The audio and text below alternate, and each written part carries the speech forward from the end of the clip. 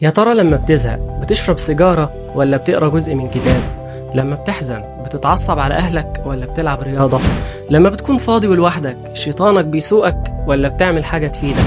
الحل بسيط، الترابط الشرطي هيساعدك تتخطى كل عاداتك السيئة.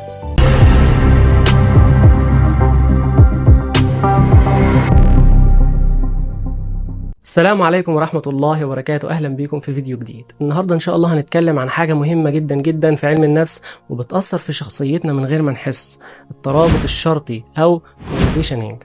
ووعدك لما تفهمها كويس هتعرف تظبط حياتك بطريقة ما تخطرش على بالك. أول حاجة، يعني إيه أصلا ترابط شرطي؟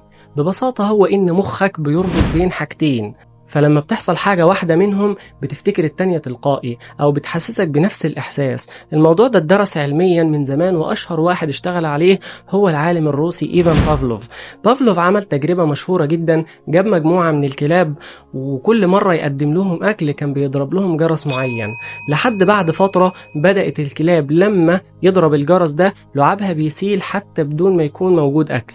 ده بيسموه الترابط الكلاسيكي أو classical conditioning. طيب تعال نبسط الموضوع أكتر. لما تشم ريحة برفان معين وتفتكر موقف معين مربوط بالبرفان ده أو الريحة دي، ده اسمه conditioning. لما تسمع أغنية وتفتكر موقف حلو أو وحش، ده برضو يعتبر conditioning. حتى لو بتدخن وبطلت مثلا، فلما تشوف شكل علبة سجاير أو حد بيدخن قدامك بيجيلك رغبة قوية جدا إن أنت تدخن أنت كمان، ده برضو يعتبر اسمه conditioning. طيب إحنا كبني آدمين إزاي نقدر نستفيد من الكلام ده؟ شوف، لو فهمت ان مخك بيربط الحاجات ببعض يبقى تقدر تستخدم الظاهرة دي علشان تغير عاداتك السيئة.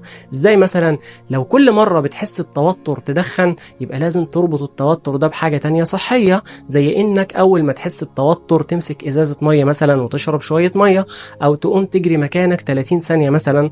ده بيعتبر اسمه ريكونديشننج او اعادة ترابط، انك بتربط عادة بحاجة تانية تقدر تكسر العادة دي او تفتكرها بحاجة تخليك تغير العادة السيئة دي. يعني بتبرمج مخك على ربط التوتر مثلا بعادة كويسة.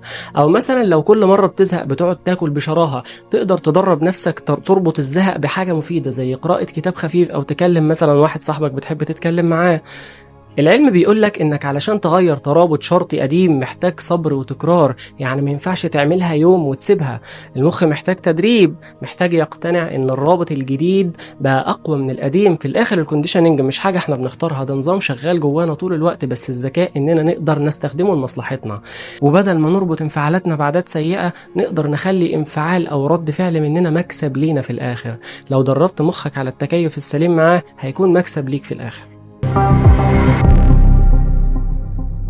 وبكده تكون خلصت حلقتنا. لو عجبتك الحلقة دوس لايك وسيب لنا كومنت كده قول لي رأيك فيه، وبعدها لحد تعرفه محتاج يغير عادة مضايقاه. واستنوني في فيديو جديد واشوفكم على خير، والسلام عليكم ورحمة الله وبركاته.